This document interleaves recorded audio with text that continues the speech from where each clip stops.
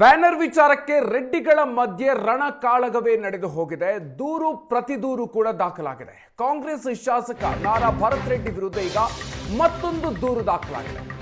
ಬ್ರೂಸ್ಪೇಟೆ police ಠಾಣೆಯಲ್ಲಿ ಶಾಸಕ ನಾರಾ ಭರತ್ ವಿರುದ್ಧ ಎರಡನೇ ದೂರು ದಾಖಲಾಗಿದೆ.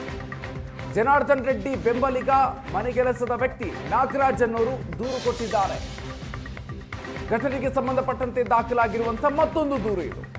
ಮನೆಗೆ ಅತಿಕ್ರಮ ಪ್ರವೇಶ, ಜಾತಿ ನಿಂದನೆ ಹಾಗೂ ಹಲ್ಲೆಗೆ ಯತ್ನ ಅಂತ ಹೇಳಿ ದೂರನ್ನು ಕೊಡಲಾಗಿದೆ. ಭರತ್ ರೆಡ್ಡಿ ಅವರ ಜೊತೆಗೆ ಸತೀಶ್ ರೆಡ್ಡಿ, ಚಾನಾಳ್ ಶೇಖರ್ ಸೇರಿದಂತೆ ಒಟ್ಟು 22 ಮಂದಿಯ ವಿರುದ್ಧ ಈಗ ಕೇಸ್ ದಾಖಲಾಗಿದೆ. ಈಗಾಗಲೇ ನಾರಾ ಭರತ್ ರೆಡ್ಡಿ ವಿರುದ್ಧ ಗಾಲಿ ಜನಾರ್ದನ್ ರೆಡ್ಡಿ ದೂರನ್ನು ಕೊಟ್ಟಿದ್ದಾರೆ. ರೆಡ್ಡಿ ಮನೆಗೆ ಭೇಟಿ ನೀಡಿ ದೂರನ್ನು ದಾಖಲಿಸಿಕೊಂಡಿದ್ರು ಬಳ್ಳಾರಿ ಪೊಲೀಸರು. ಇದೀಗ ರೆಡ್ಡಿ ಬೆಂಬಲಿಗ ಮನೆಗೆಲಸದ ವ್ಯಕ್ತಿ ನಾಗರಾಜ್ ಅನ್ನೋರು ಮತ್ತೊಂದು ದೂರನ್ನು ಕೊಟ್ಟಿದ್ದಾರೆ. ಪ್ರಕರಣಕ್ಕೆ ಸಂಬಂಧಪಟ್ಟಂತೆ ಈಗ ಎರಡನೇ ದೂರನ್ನ ದಾಖಲಿಸಲಾಗಿದೆ. ಶಾಸಕ ನಾರಾ ಭರತ್ ರೆಡ್ಡಿ ವಿರುದ್ಧ ಎರಡನೇ ದೂರು ಈಗ ದಾಖಲಾಗಿದೆ. ಮನೆಗೆ ಅತಿಕ್ರಮ ಪ್ರವೇಶ, ಜಾತಿ ನಿಂದನೆ ಹಾಗೂ ಹಲ್ಲೆಗೆ ಯತ್ನ ಅಂತ ಹೇಳಿ ಜನಾರ್ದನ್ ರೆಡ್ಡಿ ಅವರ ಬೆಂಬಲಿಗ ಹಾಗೂ ಅವರ ಮನೆಗೆಲಸದ ವ್ಯಕ್ತಿ ನಾಗರಾಜ್ ಅನ್ನೋರು ಮತ್ತೊಂದು ದೂರನ್ನು ಕೊಟ್ಟಿದ್ದಾರೆ. ಗಾಲಿ ಜನಾರ್ದನ್ ರೆಡ್ಡಿ ಅವರು ಈಗಾಗಲೇ ಪ್ರಕರಣವನ್ನು ದಾಖಲಿಸಿದ್ರು. ಜನಾರ್ದನ್ ರೆಡ್ಡಿ ಅವರ ಮನೆಗೆ ಪೊಲೀಸರು ಆಗಮಿಸಿ ದೂರನ್ನು ದಾಖಲಿಸಿಕೊಂಡಿದ್ರು. ಈಗ ಮತ್ತೊಂದು ದೂರು ದಾಖಲಾಗಿದೆ. ಜನಾರ್ದನ್ ರೆಡ್ಡಿ ಮನೆಯ ಮುಂಭಾಗದಲ್ಲಿ ಬ್ಯಾನರ್ ವಿಚಾರಕ್ಕೆ ಆರಂಭ ಆದಂತಹ ಸಣ್ಣ ಜಗಳ ಅದು ದೊಡ್ಡ ಮಟ್ಟಕ್ಕೆ ಹೋಗಿ ಮಿಸ್ಫೈರ್ ಆಗಿ, ರಿವಾಲ್ವರ್ನಿಂದ ಮಿಸ್ಫೈರ್ ಆಗಿ ಓರ್ವ ವ್ಯಕ್ತಿಯ ಸಾವಿಗೂ ಕೂಡ ಕಾರಣ ಆಗಿತ್ತು. ಈಗಲೂ ಕೂಡ ಬಳ್ಳಾರಿ ಬೂದಿ ಮುಚ್ಚಿದ ಕೆಂಡದ ರೀತಿಯಲ್ಲಾಗಿದೆ.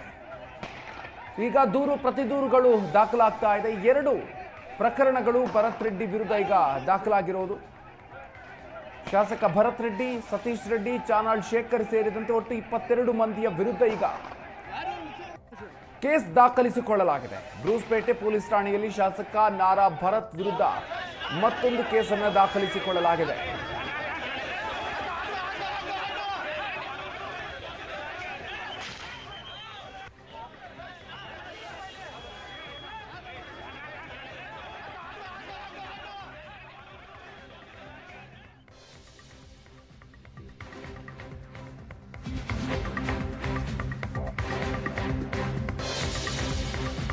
ಇನ್ನು ಬಳ್ಳಾರಿಯಲ್ಲಿ ಬ್ಯಾನರ್ ಸಂಘರ್ಷಕ್ಕೆ ಸಂಬಂಧಪಟ್ಟಂತೆ ಕಾಂಗ್ರೆಸ್ ಕಾರ್ಯಕರ್ತ ಬಲಿಯಾಗಿರುವಂತಹ ವಿಚಾರಕ್ಕೆ ಸಂಬಂಧಪಟ್ಟಂತೆ ಪರಿಸ್ಥಿತಿಯನ್ನ ಅವಲೋಕಿಸಲು ಈಗ ರಾಜ್ಯ ಕಾಂಗ್ರೆಸ್ ನಿಯೋಗವನ್ನ ರಚನೆ ಮಾಡಿದೆ.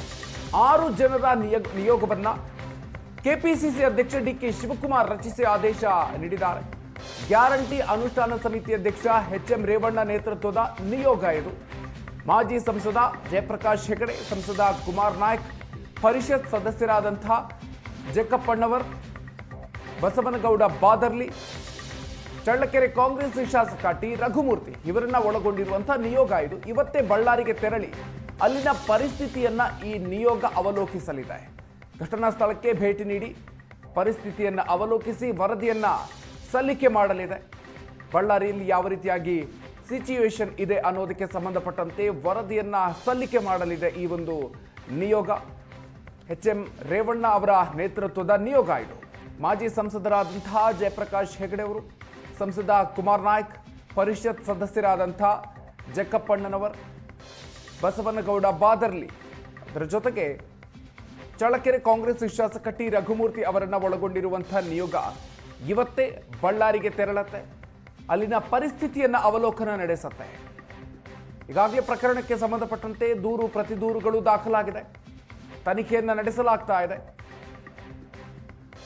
ಬಳ್ಳಾರಿಯ ಪರಿಸ್ಥಿತಿ ಹೇಗಿದೆ ಈ ವಿಚಾರವಾಗಿ ಈಗ ಅವಲೋಕನವನ್ನ ನಡೆಸೋದಕ್ಕೆ ನಿಯೋಗವನ್ನ ಕೆಪಿಸಿಸಿ ಅಧ್ಯಕ್ಷ ಡಿಕೆ ಶಿವಕುಮಾರ್ ರಚಿಸಿ ಆದೇಶ ಹೊರಡಿಸಿದ್ದಾರೆ. ಬಳ್ಳಾರಿಯಲ್ಲಿ ಬ್ಯಾನರ್ ಸಂಘರ್ಷಕ್ಕೆ ಕಾಂಗ್ರೆಸ್ನ ಕಾರ್ಯಕರ್ತ ಬಲಿಯಾಗಿರುವಂತಹ ವಿಚಾರಕ್ಕೆ ಸಂಬಂಧಪಟ್ಟಂತೆ ಇಡೀ ಬಳ್ಳಾರಿ ಈಗ ಬೂದಿ ಮುಚ್ಚಿದ ಕೆಂಡದ ರೀತಿಯಲ್ಲಿದೆ. ಸಂಪೂರ್ಣವಾಗಿ ನಿಯಂತ್ರಣದಲ್ಲಿ ಇದ್ರೂ ಕೂಡ ಬೂದಿ ಮುಚ್ಚದ ಕೆಂಡದ ವಾತಾವರಣ ಬಳ್ಳಾರಿಯಲ್ಲಿದೆ. ಹೀಗಾಗಿ ಒಂದು ಕಡೆಯಲ್ಲಿ ಪ್ರಕರಣಕ್ಕೆ ಸಂಬಂಧಪಟ್ಟಂತೆ ತನಿಖೆಯನ್ನು ಪೊಲೀಸ್ ಇಲಾಖೆ ನಡೆಸ್ತಾ ಇದೆ, ಮತ್ತೊಂದು ಕಡೆಯಲ್ಲಿ ಕಾಂಗ್ರೆಸ್ ಕಾರ್ಯಕರ್ತ ಬಲಿಯಾಗಿರುವಂತಹ ಹಿನ್ನೆಲೆಯಲ್ಲಿ ಅಲ್ಲಿನ ಪರಿಸ್ಥಿತಿಯನ್ನು ಅವಲೋಕಿಸಲು ನಿಯೋಗವನ್ನ ರಾಜ್ಯ ಕಾಂಗ್ರೆಸ್ ರಚನೆ ಮಾಡಿರೋದು. ಕೆಪಿಸಿಸಿ ಅಧ್ಯಕ್ಷ ಡಿಕೆ ಶಿವಕುಮಾರ್ ಅವರು 6 ಜನರ ನಿಯೋಗವನ್ನು ರಚಿಸಿದ್ದಾರೆ. ಎಚ್ಎಂ ರೇವಣ್ಣ ನೇತೃತ್ವದ ನಿಯೋಗ ಇದು. ಮಾಜಿ ಸಂಸದರಾದ ಜಯಪ್ರಕಾಶ್ ಹೆಗಡೆ, ಸಂಸದ ಕುಮಾರ್ ನಾಯ್ಕ್ ಸೇರಿದಂತೆ ಒಟ್ಟು 6 ಮಂದಿಯ ನಿಯೋಗವನ್ನು ರಚನೆ ಮಾಡಲಾಗಿದೆ.